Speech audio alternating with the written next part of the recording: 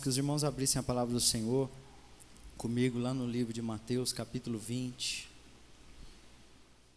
Mateus, capítulo 20. Wesley, se você puder aumentar um pouquinho o retorno para mim, tá? Ajuda um pouco. Mateus, capítulo 20. Deixa eu me organizar aqui.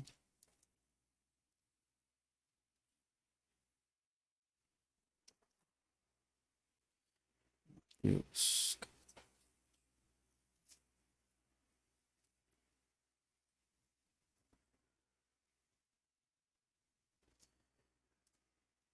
Mateus capítulo 20, a partir do versículo 20. Nós vamos ler então a palavra do Senhor a nós. Mateus capítulo 20, versículo 20. Diz assim a palavra do Senhor para nós. Então, aproximou-se de Jesus a mãe dos filhos de Zebedeu com os seus filhos e, prostrando-se, fez-lhe um pedido. O que você quer? Perguntou ele. Ela respondeu, declara que no teu reino estes meus 2 filhos se assentem, um à tua direita e outro à tua esquerda. Disse-lhe Jesus, vocês não sabem o que estão pedindo. Podem vocês beber do cálice que eu vou beber?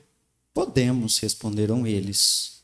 Jesus lhes disse, certamente vocês beberão do meu cálice, mas o assentar-se à minha direita ou à minha esquerda não cabe a mim conceder. Estes lugares pertencem àquele para quem foram preparados por meu Pai. Quando os outros 10 ouviram isso, ficaram indignados com os 2 irmãos. Jesus os chamou e disse, vocês sabem que os governantes das nações as dominam e as pessoas importantes exercem poder sobre elas. Não será assim entre vocês. Ao contrário, quem quiser tornar-se importante entre vocês deverá ser servo. E quem quiser ser o primeiro deverá ser escravo, como o Filho do Homem, que não veio para ser servido, mas para servir e dar a sua vida em resgate por muitos. Abaixe a sua cabeça, nós vamos orar. Senhor Jesus, ó Pai, nós estamos aqui reunidos, Senhor Deus, como igreja do Senhor, Pai. E pedimos ao Senhor, Pai, que nessa hora o Teu Espírito Santo, que é aquele que sonda os nossos corações e o único que tem o poder de falar lá no íntimo do nosso ser, Pai, transmitir as palavras Suas, Senhor Jesus, ao nosso coração, não somente ao nosso intelecto, Senhor. Que nessa noite, Deus, o Senhor faça isso conosco, nos dê esta graça, Pai. Visita-nos com o Teu poder, com a Tua graça, e que o nosso coração esteja aberto e preparado, Senhor, para ser ministrado pelo Teu Espírito Santo aqui nesse lugar. Se tem algo, Deus, no nosso coração, no nosso meio, que impeça, Senhor Deus, a ministração do Teu Espírito Santo, nós pedimos a Tua ajuda, o Teu auxílio, Senhor, em nome de Jesus. Repreende, Senhor Deus, o mal, repreende as distrações e que nós possamos mergulhar profundamente na Tua palavra, que é o mesmo que mergulhar profundamente em Ti, Senhor. Louvado seja o Teu nome, nós agradecemos e cremos que o Senhor falará conosco em nome de Jesus. Amém. Amém. Eu peço que você fique com esse... A água já está aqui, Antônio, valeu. Muito obrigado. Eu já preparei aqui. Obrigado. Ele sempre traz uma água gelada, né? Então, água gelada, para quem está usando a voz, é um veneno. Mas, vamos lá, peço que você mantenha a sua Bíblia aberta nesse texto, porque nós vamos comentando e falando nesses versículos, fora os outros que a gente vai citar em torno aqui deste texto, tá? Eu queria dizer que é o seguinte, nós estamos aqui num começo de ano, não é? E geralmente esse começo de ano, ele sempre traz consigo uma expectativa de novas oportunidades para a realização dos nossos sonhos, daquilo que nós tanto almejamos na nossa vida. E naturalmente, com esse início de ano e esse desejo, esse clima de que está surgindo para nós uma nova oportunidade de realizar os nossos sonhos, para nós que cremos no Senhor, esse ano ele também começa com muitos pedidos que nós fazemos a Deus. Geralmente, no começo do ano, nós fazemos muitos pedidos a Deus. E aliado a esse clima de começo de ano, nós estamos agora vivendo tempos difíceis, um começo de ano difícil para a nossa vida, que nós nem esperávamos, nem contávamos com isso, embora nós já tivéssemos o nosso coração preparado para o pior.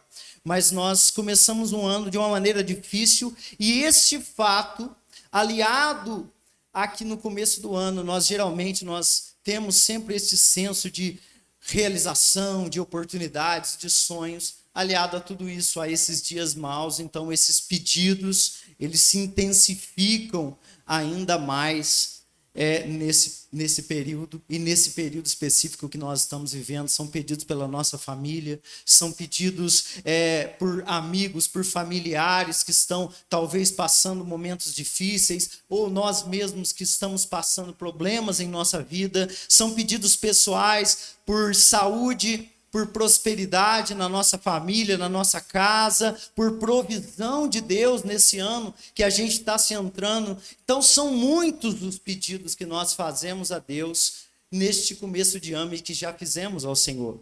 Mas o que eu queria que nós refletíssemos aqui nessa noite, nesse comecinho de noite, é o que os nossos pedidos revelam sobre nós. O que os nossos pedidos, as nossas súplicas, os nossos muitos pedidos que nós já fizemos nesse começo de ano, eles revelam sobre nós. Você sabia que os nossos pedidos revelam muitas coisas sobre nós, irmãos? Muitas coisas sobre nós e sobre as pessoas que estão à nossa volta. E nós podemos descobrir muitas coisas sobre nós mesmos e sobre as pessoas que nos cercam somente analisando os seus pedidos de uma forma sincera e bíblica. Nossos pedidos, eles revelam coisas para nós a respeito do nosso caráter. Os nossos pedidos, eles revelam coisas sobre os nossos valores, sobre os nossos ideais, sobre a cosmovisão que nós temos da vida, como nós enxergamos a vida. Nós podemos identificar isso somente analisando os pedidos que fazemos para o nosso Deus. E, entre outras coisas, nós poderemos então até descobrir sobre a nossa espiritualidade, analisando aquilo que nós pedimos. Se nós somos implicados ou não com a obra de Deus e com o reino de Deus, sobre qual é a nossa prioridade de fato na nossa vida. Nós descobrimos isso analisando os nossos pedidos e quais são as coisas que realmente importam lá no fundo da nossa alma, lá no fundo do nosso coração. Nós descobrimos, se nós analisarmos os nossos pedidos de uma maneira sincera e bíblica. E é justamente isso que este texto aqui que nós lemos, de Mateus capítulo 20, ele expõe diante dos nossos olhos. Porque o texto, ele fala sobre o quê? O texto, ele fala sobre anseios, sobre desejos, sobre ambições distorcidas e egoístas que estão sendo expostas através de um pedido, de uma súplica feita a Jesus. O texto que nós lemos, irmãos, ele é um relato do final do ministério de Jesus. O texto anterior, os versículos anteriores vão mostrar para nós que Jesus, ele estava subindo para Jerusalém, isto é, já estava caminhando para o desenrolar, o desfecho do seu ministério aqui na terra. Nas palavras do próprio Jesus, no versículo 19, nas palavras de Jesus, ele está caminhando para Jerusalém para quê? Para serem entregues aos chefes dos sacerdotes e aos mestres da lei, e eles o condenarão à morte, o entregarão aos gentios, e os gentios zombarão dele, e no final o crucificarão. Então esse é o final do ministério de Jesus. E o que isso mostra para nós, ou revela para nós? Isso mostra que as pessoas que estão inseridas aqui nessa narrativa, que nós acabamos de ler, são pessoas que já caminhavam com Jesus há algum tempo. São pessoas que viveram coisas com Jesus, experiências com Jesus, que nós não conseguimos nem narrar e que nem nos foram narradas. Pessoas que tiveram vamos dizer assim, uma proximidade tão grande com Jesus, e nas palavras do apóstolo João, viveram coisas que o apóstolo João diz assim: Jesus ele fez muitas outras coisas. Se cada uma dessas coisas fosse escrita no mundo inteiro, nem mesmo no mundo inteiro, caberiam livros que seriam escritos. Logicamente uma hipérbole, né? E de João 21, 25. Então esses homens, as pessoas que estão envolvidas nessa narrativa, são pessoas que viveram boa parte dessas coisas. Eles viveram isso aqui, mas, como qualquer um de nós, irmãos, são pessoas que, apesar de terem vivido experiências inenarráveis com Jesus, coisas que nós nem compreendemos e nem conhecemos com Jesus, eram pessoas que precisavam compreender e introjetar coisas sobre o reino de Deus, valores sobre o reino de Deus, que eles ainda não compreendiam de fato, que não foram introjetados dentro da sua alma. Um pouco daquilo que o pastor disse aqui de manhã, de que certas coisas nós precisamos ouvir repetidas vezes, para que nós possamos então introjetar essas coisas dentro de nós. E esses discípulos, como qualquer um de nós, também precisavam compreender coisas a respeito do reino de Deus, apesar de terem essa grande experiência com Jesus, que eles ainda não compreendiam. O texto, ele começa nos dizendo o quê? Que uma mulher chega até Jesus e lhe faz um pedido. O texto ele faz questão de mencionar quem é esta mulher que lhe faz esse pedido. E essa mulher é quem? É a mãe dos filhos de Zebedeu. Caso eu e você nós não estejamos muito familiarizados com os personagens bíblicos, o texto correlato do Evangelho de Marcos, Marcos 10, 35, o texto que narra essa mesma história, vai dizer para nós de uma maneira clara quem são esses dois que eram filhos dessa mulher. Isto é, são o apóstolo Tiago e o apóstolo João. Homens que faziam parte, junto com Pedro, do círculo dos apóstolos, dos discípulos mais achegados, mais próximos, mais íntimos de Jesus. Jesus, como todos nós sabemos, ele tinha muitos discípulos, não somente os 12, tinha muitos discípulos, mas ele tinha 12 que eram os seus apóstolos. E desses 12 existiam aqueles 3 que eram os mais achegados, Pedro, Tiago e João. E o texto de Marcos é dito para nós que são os próprios Tiago e João que fazem esse pedido, mostrando para nós o quê? Uma incoerência do texto bíblico? De jeito nenhum, mostrando para nós que neste evento que nós lemos de Mateus 20 ou de Marcos 10, este evento, este pedido que foi levado aos pés do Senhor Jesus, esses 2 textos mostram para nós que as 3 pessoas estavam totalmente envolvidas nesse pedido que foi feito. Não era só a mãe dos apóstolos que tinha esse desejo no seu coração de que os seus 2 filhos se assentassem ao lado de Jesus, mas esse desejo também estava de igual modo, na mesma intensidade, no coração dos 2 discípulos, dos 2 filhos dessa mulher. O texto que nós lemos, ele mostra isso porque diz que a mãe dos filhos de Zebedeu, com os seus filhos, prostrando-lhe, lhes fez um pedido. E mostra isso também no verso 22, onde Jesus disse: vocês não sabem o que vocês estão pedindo. Então os três estavam envolvidos nesse pedido, não só a mãe dos dois apóstolos. O pedido que foi feito para Jesus é um pedido muito simples. A mãe e os filhos queriam, então, que os dois apóstolos, Tiago e João, se assentassem ao lado de Jesus do seu trono, um à direita e outro à sua esquerda. Muito provavelmente esse pedido, esse desejo que foi expressado neste texto, ele está baseado em uma palavra do próprio Jesus, dirigida aos 12 no capítulo anterior.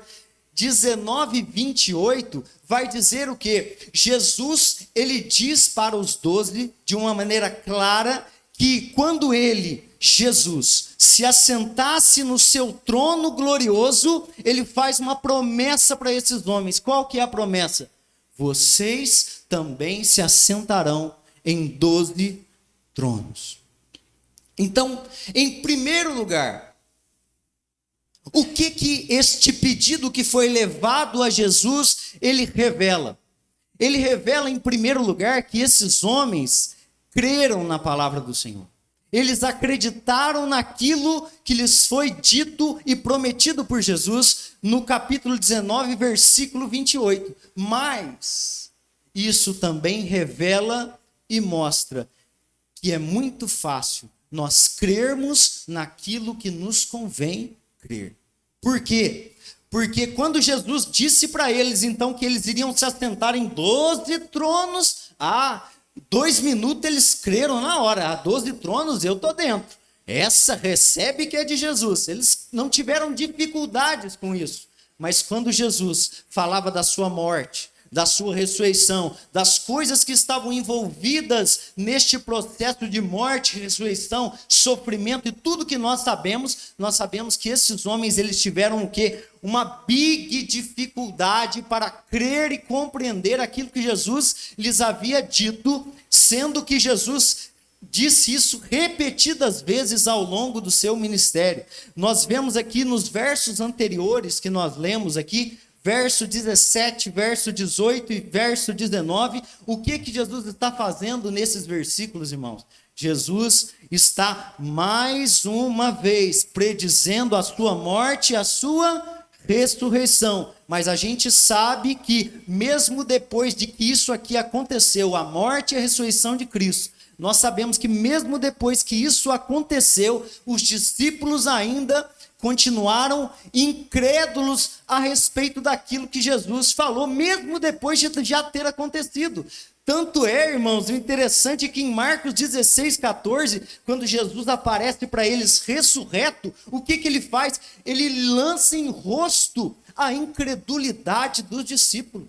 Isto é, ele censura a incredulidade dos discípulos. Então, esse fato deles crerem na promessa de Jesus, nesse pedido, de fazer esse pedido, mostra para nós que eles creram naquilo que Jesus havia lhes prometido, mas revela para nós que é muito fácil nós crermos naquilo que nos convém crer. Segunda coisa que esse pedido ele revela, esse pedido que foi feito a Jesus, ele revela o orgulho, a vaidade, transliterados em um desejo de superioridade que existia no corações desses dois apóstolos. Porque não pense você, irmão, que eles queriam se assentar ao lado de Jesus para ficar mais perto do seu grande mestre, do amado da sua alma. Não pense que eles queriam sentar do ladinho de Jesus nos seus tronos, porque o coração deles existia um amor que não deixava que eles permanecessem distantes do mestre. Não era o amor que motivava isso. O que movia o coração deles é que eles desejavam o lugar de destaque, um lugar de primazia, um lugar de proeminência ao lado do trono de Jesus. Já que Jesus prometeu a eles que eles se sentariam então em 12 tronos. Agora, o que esses dois apóstolos queriam? Eles queriam os melhores lugares. Tiago e João, eles não queriam apenas o trono, eles queriam os melhores tronos para eles.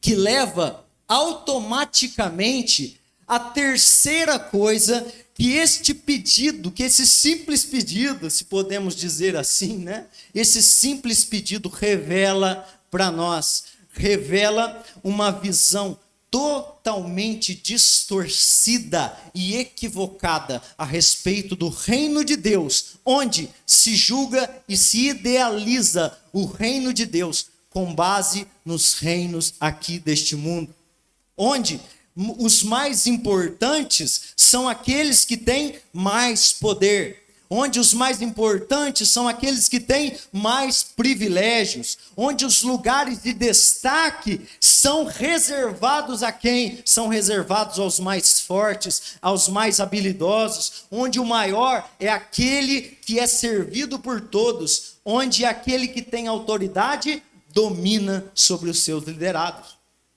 Tanto é assim que quando Jesus ele vai corrigir essa distorção, ele diz o que para esses homens? Ele diz assim: vocês estão vendo os reinos desse mundo? Vocês estão vendo os governantes deste mundo? Vocês estão vendo as autoridades deste mundo? Eu digo a vocês, não será assim entre vocês. Não será assim. Então com esse pedido nós conseguimos perceber isso de uma maneira muito clara, que é um olhar distorcido e equivocado a respeito do que é o reino de Deus, do que é a autoridade dentro do reino de Deus, do que é o poder dentro do reino de Deus. Eles tinham uma visão mundana sobre como era o reino de Deus e como o reino de Deus ele funcionava.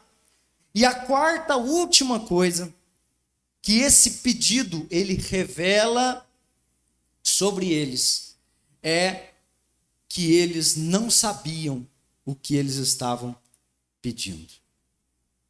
Eles não sabiam o que eles estavam pedindo, porque aquilo que eles estavam tanto desejando, na verdade, irmãos, eles deveriam o quê? Abominar. Aquilo que eles desejavam, o lugar de destaque, o lugar de proeminência no reino de Deus, na verdade eles deveriam abominar este tipo de desejo. O orgulho, a vaidade que estão transliterados aqui nesse desejo de proeminência, de superioridade, era algo a ser o quê?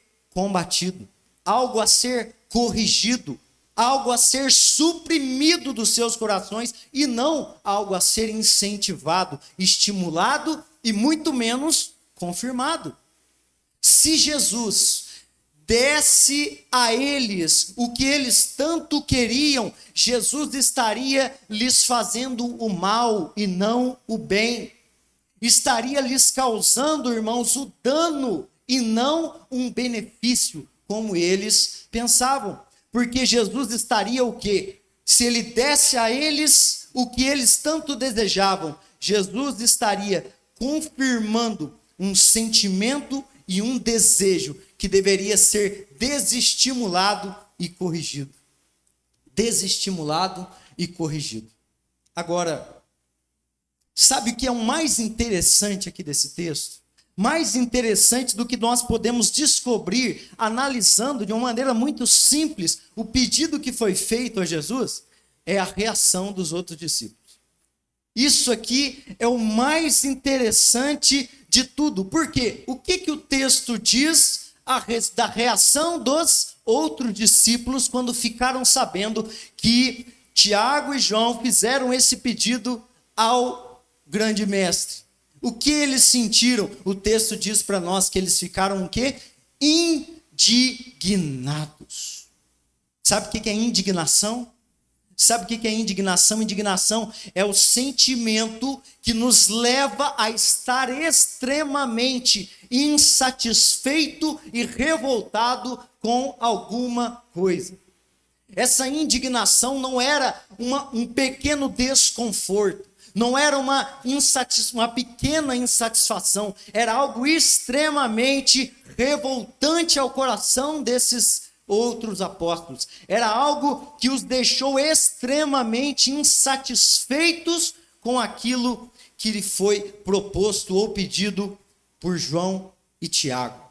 Agora, não pense que essa insatisfação e essa revolta desses homens era motivada por causa de uma santa humildade que havia nos seus corações. De maneira nenhuma. Essa revolta que nasceu e que brotou no corações desses homens, a indignação ao ouvir o que eles tinham pedido para Jesus, não era fruto da sua humildade, mas sim, isso brotou nos seus corações, porque existiam nos seus corações o quê? Os mesmos desejos e sentimentos de orgulho, de vaidade, de desejo de proeminência que motivaram os dois a fazer aquele pedido. Eles se sentiram traídos, desrespeitados, porque na verdade eles desejavam as mesmas coisas. E não porque eles eram humildes e ficaram chocados com a atitude de orgulho e de soberba daqueles homens, de maneira nenhuma. E por que eu digo isso? Simplesmente pelo fato de que uma pessoa verdadeiramente humilde, ela nunca se indignaria com a possibilidade ou a realidade da proeminência do destaque do outro sobre si. Isso é totalmente contrário à humildade. Ninguém que está vivendo a humildade, uma pessoa humilde no seu coração, se indignaria com a proeminência do outro sobre si. Ninguém se indignaria, mas este sentimento, ele nasceu no coração destes homens, não baseado na humildade extrema, na santa humildade que existia nos seus corações, mas nasceu baseado no mesmo motivo pelo qual os dois fizeram esse pedido a Jesus: o orgulho, a soberba e a vaidade.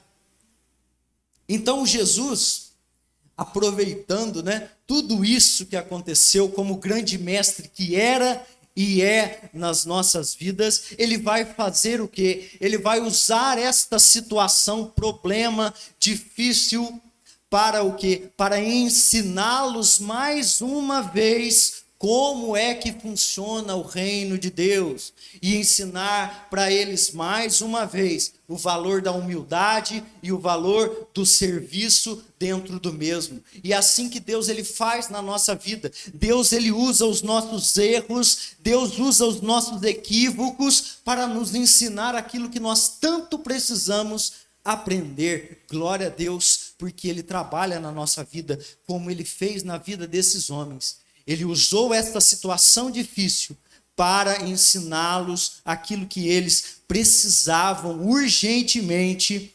compreender.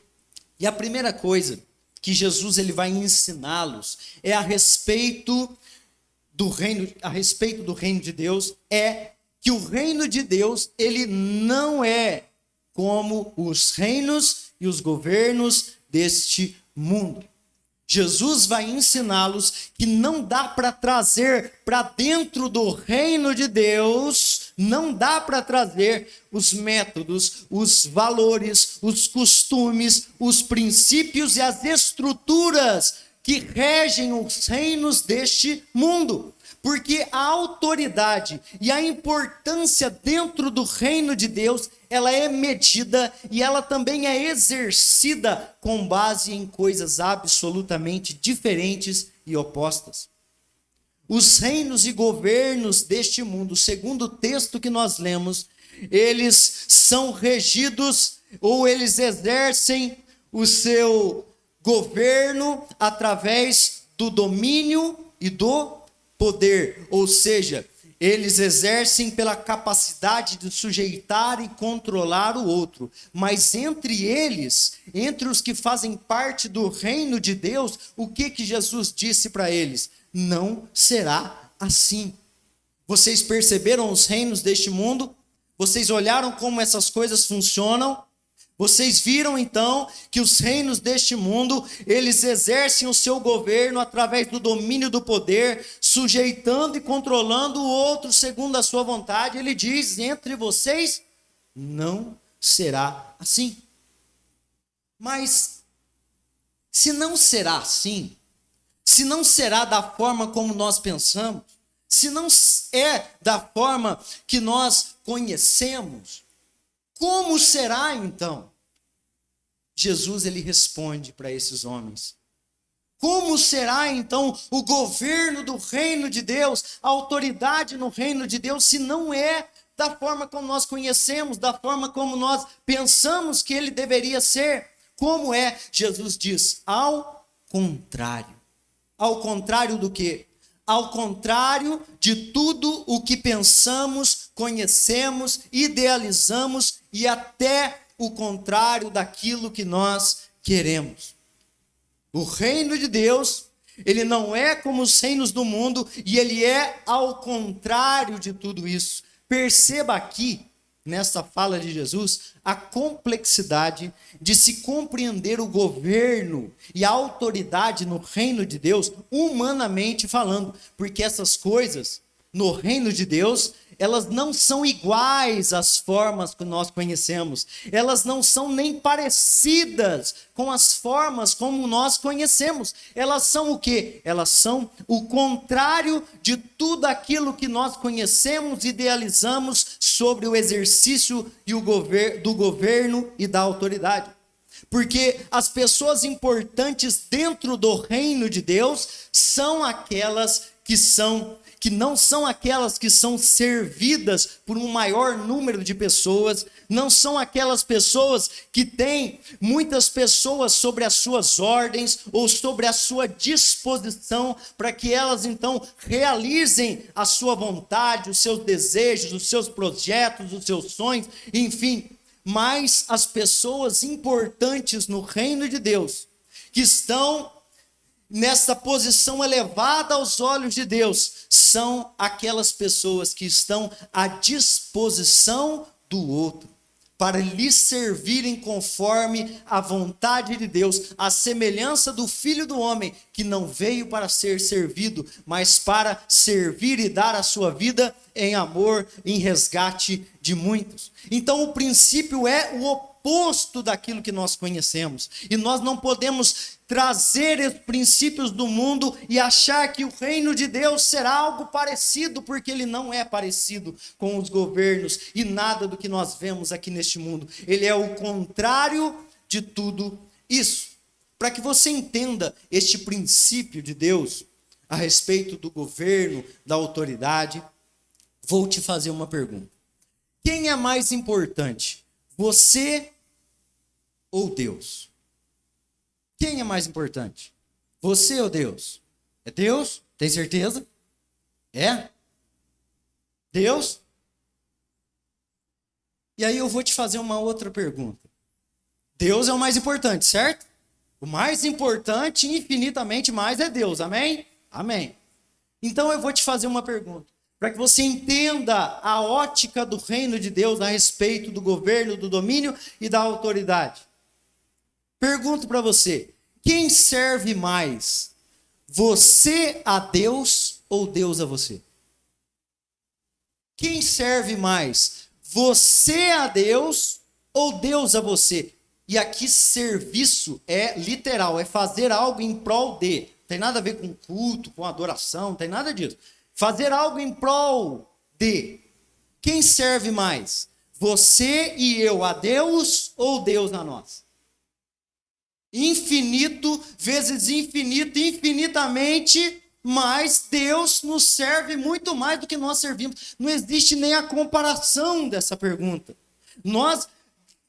Não existe Deus, nós só estamos aqui porque Deus nos serve a cada dia, a cada manhã, com o sol, com o ar, com o alimento, com a graça. Deus nos serve com a sua palavra, Deus nos serviu com o seu Filho unigênito. Então não existe a comparação, embora Deus, sendo o maior de todos, Ele serve infinitamente mais a todos do que é servido por estes. Esse é o princípio do reino de Deus. Vamos aplicar isso aqui à nossa igreja? Vamos pegar aqui a pessoa que tem mais autoridade depois de Deus, é claro. A pessoa que é investida aqui de maior autoridade na nossa igreja é quem? Pastor. Certo? O pastor. Eu te faço a mesma pergunta.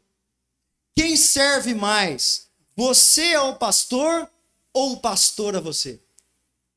Não existe comparação, porque o pastor nos serve a todos infinitamente mais do que nós servimos e fazemos algo por ele.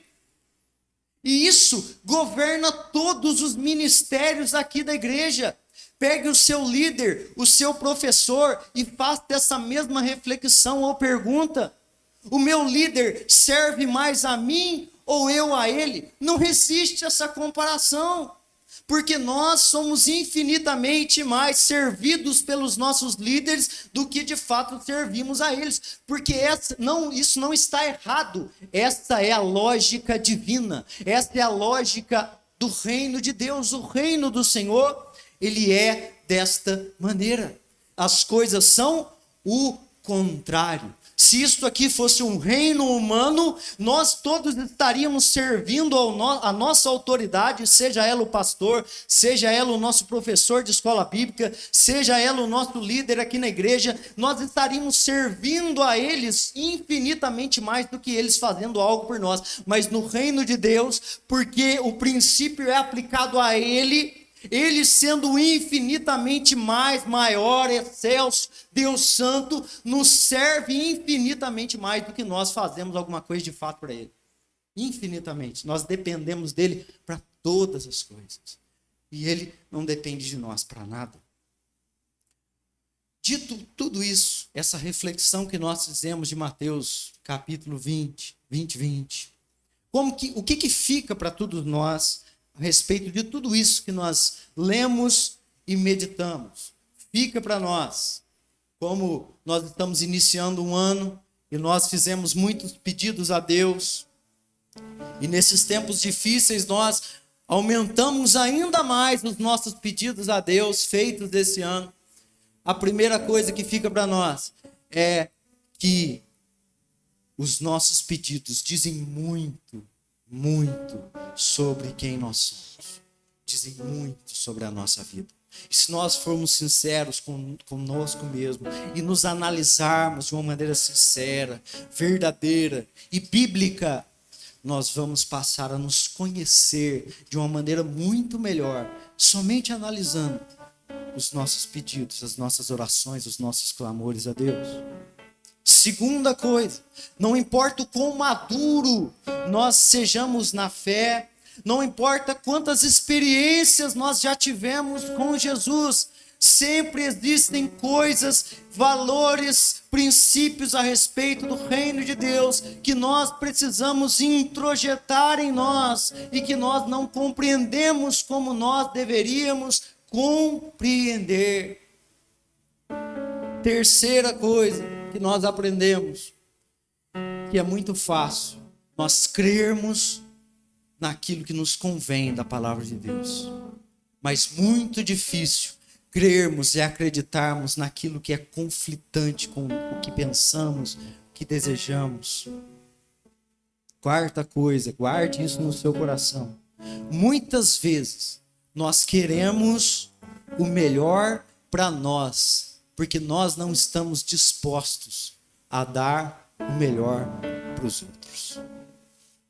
Quinto, se nós tivermos uma visão distorcida a respeito do reino de Deus, nós podemos estar aqui, dentro da igreja, de fato, dentro da igreja, servindo o mundo. se nós tivermos uma visão distorcida do que é o reino de Deus. Sexto, isso aqui é uma graça abundante de Deus sobre a nossa vida. Graças a Deus, que Deus não nos dá tudo aquilo que nós pedimos a Ele. Por quê? Porque grande maioria das coisas que nós pedimos a Ele, nós não sabemos o que nós estamos pedindo. Nós achamos que esses pedidos que fazemos a Deus, que essas muitas coisas que pedimos a Deus são coisas boas, quando na verdade muitas delas são más. Nós achamos que tudo que pedimos a Deus vai nos trazer benefício, mas existem muitas e muitas coisas que nós pedimos a Deus e que vão trazer para a nossa vida, seja ela física, seja ela espiritual, enormes prejuízos. Sétimo, nós aprendemos aqui, com este texto e com esse exemplo que nós vemos aqui dos discípulos, que é muito fácil a gente se indignar com o erro do outro, quando esse erro também é o nosso. Foi isso que os outros 10 fizeram. Eles se indignaram com o pedido. Como pode você pedir isso? Por quê? Porque eles também desejavam as mesmas coisas. Desejo de proeminência, de lugar privilegiado. A gente vê por várias vezes eles brigando, discutindo sobre quem era o maior. E a última coisa que nós aprendemos aqui nesse texto é que muitos pecados e conflitos, eles seriam evitados, irmãos, se nós entendêssemos que as coisas aqui no reino de Deus, elas seguem uma ótica diferente, uma outra ótica. E essa ótica, ela é totalmente diferente daquilo que nós pensamos, ela é totalmente diferente daquilo que nós conhecemos, ela é totalmente diferente até daquilo que nós queremos. Aqui no reino de Deus, os últimos serão os primeiros e os primeiros serão os últimos. Aqui no reino de Deus, os que se humilham serão exaltados, mas aqueles que se exaltam serão humilhados. E aqui no reino de Deus, os mais importantes são aqueles que servem e não aqueles que são servidos. Este é o reino de Deus. Feche os seus olhos, nós vamos orar. Oh Senhor Deus, louvado seja o teu nome, Pai. Deus, agradeço ao Senhor, Pai, pelo privilégio de nós termos contato com um texto como esse, Senhor.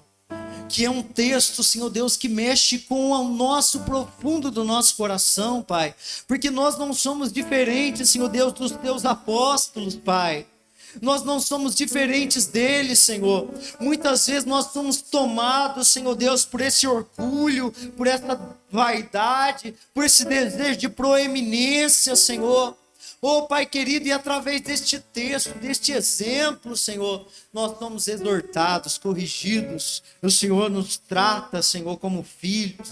O Senhor nos corrige, o Senhor nos volta para o nosso lugar. O Senhor não desiste de nós. O Senhor ainda deseja que nós compreendamos a respeito do Teu reino. O Senhor insiste a nos ensinar mais dessa noite, Senhor. Oh Deus, muito obrigado, Pai querido, pela Tua palavra ministrada ao nosso coração, Senhor. E que nós possamos aprender contigo a humildade e o serviço, Senhor. Esse é o princípio que rege o Teu reino, Senhor. Nós queremos sim, Deus, gastar a nossa vida, Senhor Deus, com algo que realmente vale a pena no Teu reino, Senhor. Nós queremos fazer a diferença nesta terra e neste texto nós aprendemos que nós vamos fazer a diferença. É servindo, é estando à disposição do outro naquilo que ele precisa, segundo a Sua soberana vontade, Senhor. Faz de nós, Senhor Deus, os cidadãos deste reino de fato, Senhor. Nós queremos viver o Teu reino aqui nesta igreja, na nossa casa, na nossa família. Nós queremos ser, Pai querido, os cidadãos do teu reino de fato, Senhor. Muito obrigado, Pai, por essa reflexão e que o teu Espírito continue falando, Senhor, ao nosso coração. Para a honra e glória do teu nome, Senhor Jesus. Amém.